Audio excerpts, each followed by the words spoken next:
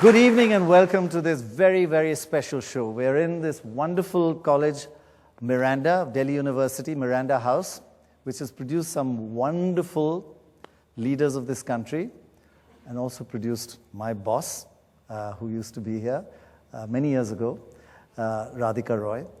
But apart from that, it has a wonderful reputation, and thank you all very much for being here. We've got a house full of students from different colleges. St. Stephen's, raise your hands. Delhi School of Economics. Miranda House. Wow, okay, right. Say no more. Okay, and basically what we are, in a few days from now, we are going to be faced with an election budget. It's the last real budget before the big 2014 general elections. And in that context, we want to look at what the state of India is and what can be done. And we don't understand why this turnaround has happened. 2 years ago, or 3 years ago, India was the focus of the world. The world looked at India. There was great hope, great faith. We were growing at 8%. And what was really important for all of us was that it was the first democracy, large democracy, to be growing consistently at 8%. And that gave great hope to everybody. And the young, you guys, were, or still are, the hope and the energy and the, that's what we look for in our future of India. And it really looked very bright. Then suddenly everything's changed in the last 2 years. We started slowing down. The world no longer really looks at India. Apparently at Davos this time, we were just a sideshow when we used to be the main attraction after China. So why have we fallen off the map? The BRIC countries, the I in BRIC, many people are saying India is going to be replaced by Indonesia. We used to be considered a breakout nation. Now we are considered in 2 years, everything suddenly changed. Why is that? Well, the government has been accused of paralysis, not doing anything.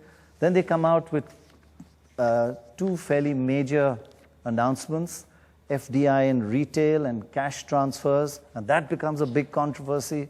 So is our system in trouble? I think we're going to discuss some of that here tonight. So I think first we'd like to talk about cash transfers, food, unemployment, what matters to the majority of this country. And then we'll move on to industry and the slowdown, and then finally we'll look into the future.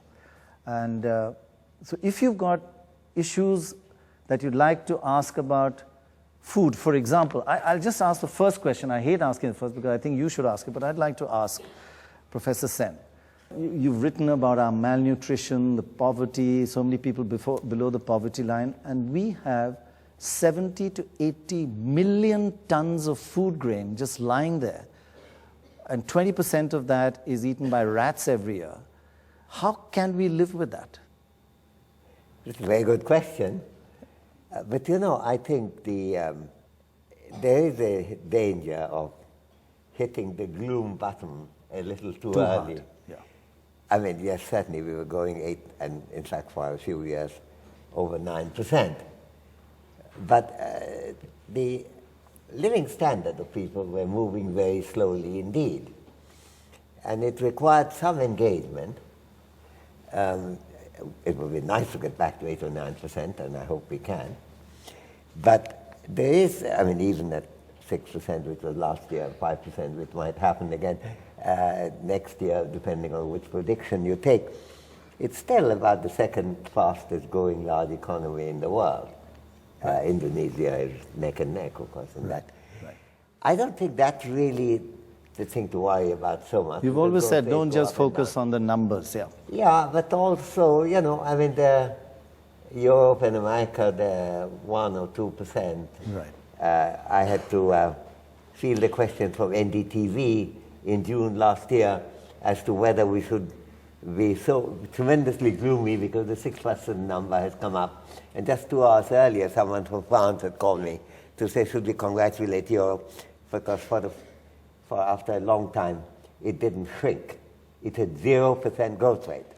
Right. They were delighted about it. Was it a subject for congratulations? So I think it's a little I think, little too concentrated on one set of numbers to worry about. Right. I think the big thing that's happened is that we are discussing the really big issues, Right. of which why we have so much undernourishment in this country is one. Right. What we can do about it is another. And the general idea that you cannot, in fact, feed the kids because fiscally it's irresponsible has to be compared with where do the subsidies go and other things on cooking gas and To the middle class. Diesel and so on. Right. Yeah, middle class which has renamed itself as Aam Aadmi. That is the relatively poor of the rich. That's the category. And all the political parties tend to concentrate on that. Relatively poor of the rich Yeah. now call themselves the Aam Aam Aadmi, Aadmi, and they're the yeah. more vocal lot. Yeah, exactly. Now, I think if you look at the amount of money that goes into these subsidies, they're quite a bit larger than what we need to feed the kids or what we need to run a decent system of healthcare. So I think the fact that the debates have moved in the right direction, to me, a very positive thing.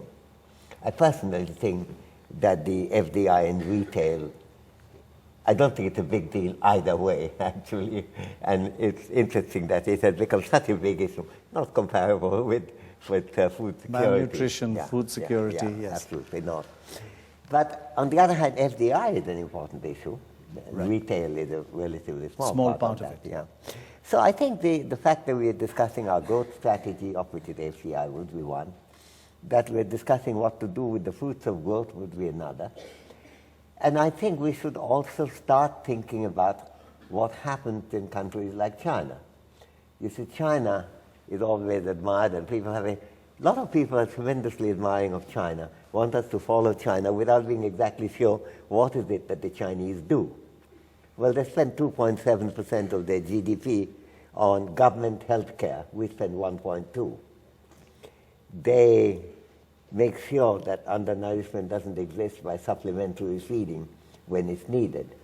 Organizations like CDRF, the China Development Research Foundation, has been very keen on working that out. Healthcare is guaranteed to everyone rather than basically an out-of-pocket system for those who can afford it. Right. And then if you get really hit, then I forget the initial ISBY or something comes in to supplement it, which is to replace regular care by big expenditure care, which is not a good way of running the healthcare system. Many of these would not have happened but for that. So I think along with the food care, we have to think about all these issues. Now, are they getting more attention in India today? Yes. They are. Is there something to be happy about that? Yes, absolutely. Right. Even the corruption. I think the fact that it's received a lot of attention, I don't think the slogans often gave a very good idea of what the solution might be. But that is a big issue to discuss. So you feel there is a kind of cleansing process going on, and that shouldn't be confused with despondency or... No, and I think first of all countries have had a lower growth rate, including China. We have fallen a bit more than the Chinese have, even though the gap isn't that much more now than it was earlier. But I think it has been a good influence in making people concentrate people's mind as to what is it that we should be worried about in India.